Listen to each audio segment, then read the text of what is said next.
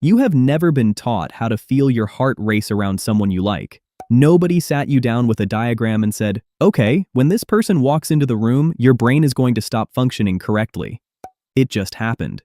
And that strange, wordless knowing goes back much further than dating, marriage, or even language itself. Because when people ask how the first humans figured out how to reproduce, they usually imagine a group of confused cavemen waiting for someone to explain the mechanics. But nobody explained it. There was no manual, no biology class, no unusually confident elder standing beside a cave wall giving a deeply uncomfortable presentation. And yet humanity continued. Not just humanity either. Every generation of every reproducing species has managed to solve the same problem for hundreds of millions of years. So where did the knowledge come from?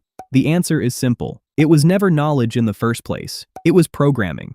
Reproduction is older than humans, older than mammals, older than land animals. It is built into the architecture of life itself, refined through roughly 3.7 billion years of organisms either successfully passing on their genes or disappearing from the family tree forever. Evolution is not sentimental about this. If an organism lacked the drives necessary to reproduce, it usually did not get a second chance. Its lineage simply ended. No descendants, no sequel. By the time anything resembling a human appeared, the basic instructions were not stored in books or spoken around a fire. They were stored in the body. Your brain still runs on some of that ancient machinery today. Hormones such as testosterone and estrogen do not wait for permission. They begin changing the body, shifting attention, intensifying attraction, and making certain people suddenly seem much more interesting than they did 5 minutes ago. Nobody has to teach those chemicals what to do. They arrive with the confidence of employees who have been working there for several hundred million years. This is not learned the way you learn arithmetic or how to drive a car. It is closer to hunger, fear, or the instinct to pull your hand away from something hot. Nobody teaches a newborn to root toward a breast for milk. Nobody gives it instructions on crying when something is wrong. The wiring is already there.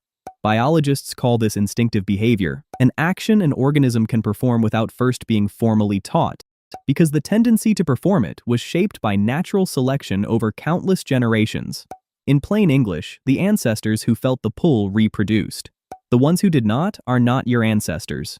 Over enormous stretches of time, attraction and sexual motivation became automatic, not because nature sat down and designed a perfect system, but because every unsuccessful version quietly removed itself from the experiment. That is natural selection. Extremely effective, absolutely ruthless, terrible customer service. But instinct alone does not explain everything, because humans are not spiders. A spider can emerge into the world already carrying an astonishing amount of built-in behavior. It can create a web without watching another spider make one. No training course, no tutorial video. It just immediately starts doing geometry with its backside. Humans arrive in a very different condition. Human babies are extraordinarily helpless compared with the young of many other animals. They cannot walk. They cannot feed themselves. Their vision is still developing. For a significant period, their main survival strategy is screaming until a larger human solves the problem. Part of the traditional explanation for this is known as the obstetrical dilemma, an idea associated with biological anthropologist Sherwood Washburn and later research on human birth. Humans face an awkward evolutionary compromise. Walking upright places constraints on the structure of the pelvis. At the same time, human brains became unusually large. Those two developments do not fit together particularly well, so human babies are born at a relatively undeveloped stage, with much of their growth and neurological development continuing outside the womb. Basically, evolution built an enormous brain, and then realized very late in the process that it still had to get the thing through a pelvis. Why does that matter? Because an animal born this dependent cannot survive using instinct alone. It needs years of observation, imitation, protection, and social learning. So humans evolved a layered system. Instinct provides the motivation. Curiosity directs attention. Observation fills in the details. Think about young primates today. Primatologists, including Franz de Waal, documented how chimpanzees and bonobos closely observe adult members of their groups. Young primates imitate gestures, social behavior, tool use, conflict, affection, and physical interactions long before they fully understand what any of it means. Early humans almost certainly did the same thing. They watched. They noticed bodies changing during adolescence. They saw adults forming close relationships. They observed pregnancy, birth, nursing, and childcare. And unlike most modern people, they lived in small communities where very little could be completely hidden. There were no private hospital rooms, no locked bedroom doors, no internet filters, no parents suddenly changing the subject and pretending the family dog had arrived through a complicated delivery service. Reproduction was simply part of the visible world. So, early humans were not wandering around completely baffled, waiting for someone to unlock the secret. Their bodies were generating desire. Their attention was being pulled toward potential partners. And the consequences of adult relationships were unfolding around them in real time. No formal explanation was necessary because the evidence was everywhere. But here is where it becomes even stranger. What we call attraction may not be one single drive at all. Anthropologist Helen Fisher proposed that human mating behavior involves at least three partly separate systems: lust, attraction, and attachment. Lust is driven largely by sex hormones and motivates individuals to seek sexual contact broadly. Attraction is associated with chemicals such as dopamine and norepinephrine. These help produce intense focus, energy, craving, and the slightly alarming experience of checking whether someone has replied every 40 seconds. Attachment involves systems associated with oxytocin and vasopressin, helping support long-term bonding and cooperation.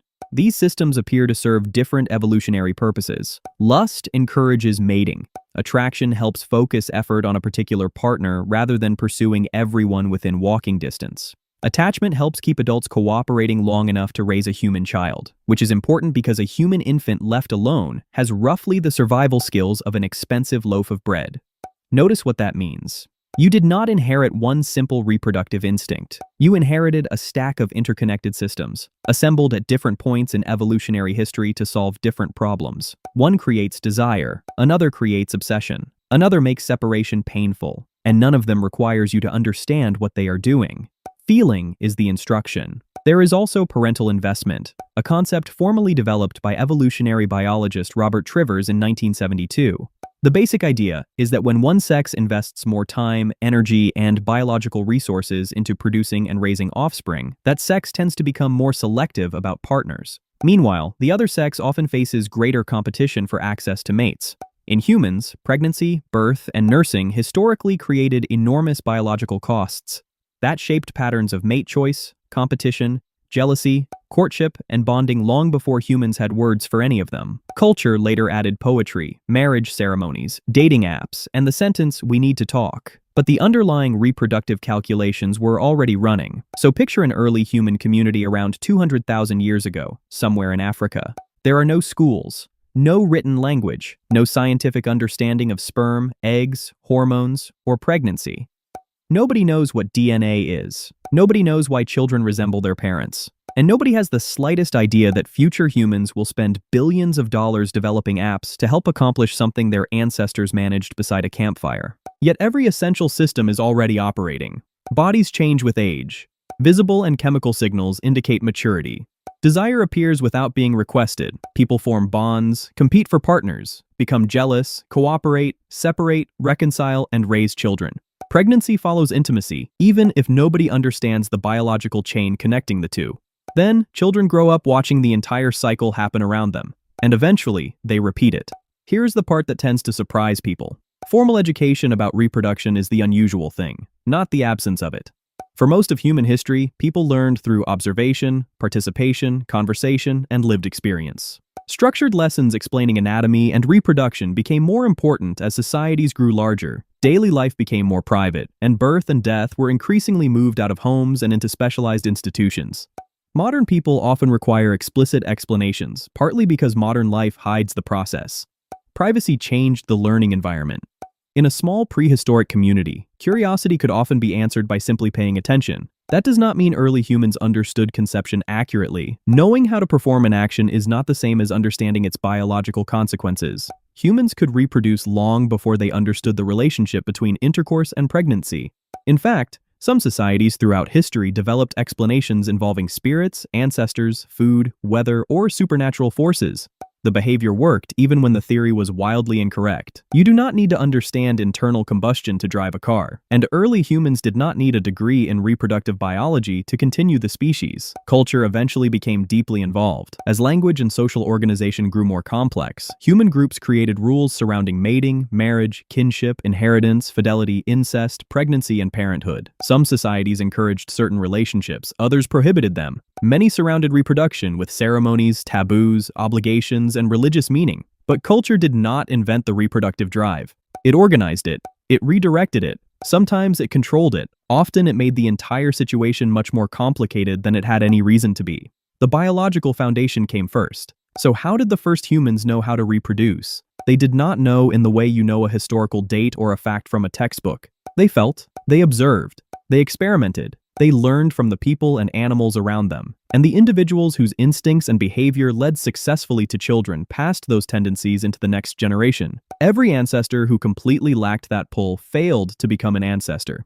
Think about what that means. Behind you is an unbroken line of living beings stretching back billions of years. Every single one survived long enough to reproduce. Every link held. One failure anywhere in that chain, one missed generation across an almost incomprehensible span of time, and you would not exist. Which brings us back to you. You notice someone, your attention sharpens, your pulse rises, your thoughts begin behaving in ways that are neither efficient nor dignified. Nobody taught your body to do that. The feeling is older than your name, older than your language, and older than the human species itself. You were never given the instructions. You are the result of them.